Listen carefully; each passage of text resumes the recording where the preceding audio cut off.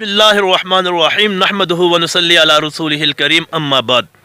तो जनाब शाहिद अनवर साहब, आज मैं आपके सामने एक छोटी सी मिसाल बयान करूंगा। आप कहते हो कि मैं जी बहुत बड़ा अमीर हूँ, दुनिया में मुझसे ज़्यादा शाहिदी यानी आपका नाम भी शाहिद है और आप कहते शायद ही मुझसे कोई ज़्यादा दुनिया के अंदर अमीर हो।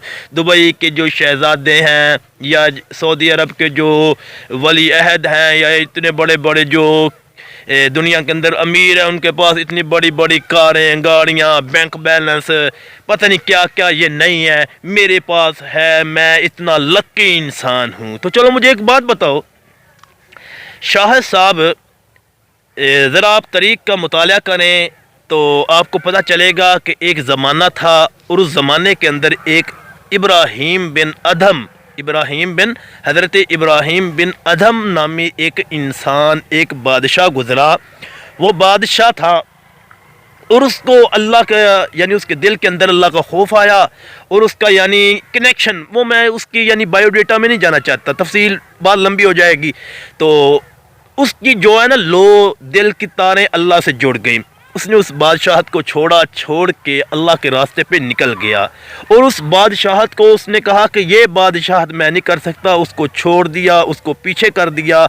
मालो दौलत, इतना बड़ा बादशाह था जिसकी सल्तनत कई इलाकों तक फैली हुई थी। यानी तू तो एक छोटा मोटा अमीर बंदा है, वो भी पता नहीं तुम्हारा अपना पैसा है या किसी और का दिखाता रहता है, ये भी अल्लाह ही बेहतर जानता है।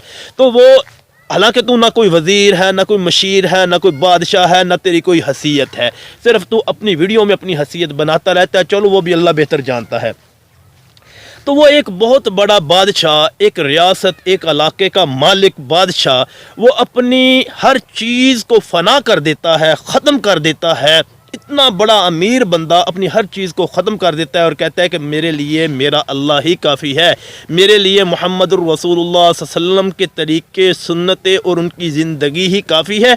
मैं उन्हीं की ज़िंदगी के मुताबिक अपनी ज़िंदगी गुजारना चाहता हूँ और मैं अल्लाह की याद में मरना चाहता हूँ, अल्लाह की याद में रहना चाहता हूँ और बाकी जो मेरी ज़िंदगी है वो मैं अल्लाह की याद में गुजारूंगा। तो वो इतने बड़े अमीर होकर, इतने बड़े बादशाह होकर, कभी उनके दिल में गरूर और तकब्बुर नहीं आया, कभी उन्होंने गरूर और तकब्बुर नहीं किया। और तेरे पास ये चंद पैसे आए, 27 साल तेरी उम्र है, ये चंद पैसे आए हैं और तू जो है ना, तेरे पाँव जो है वो ज़मीन पे नहीं लगते और कहते रहते गरीबो गरीबो गरीबो, बस यही तेरे काम है। इस तरह की बेगैरती वाली आवाज़ें निकालता रहता है। पता नहीं तुझे क्या मसला है, ये अल्लाह ही बेहतर जानते हैं। वैसे मुझे लगता है कि तेरे अंदर जो कीड़ा है ना, वो तुम्हें सुबह सुबह बेचैन कर देता है और तुझे कहता है कि चल अब तू बेगैरती शुरू कर दे, अब तेरा टाइम हो गया, चल ओके अब कह दो।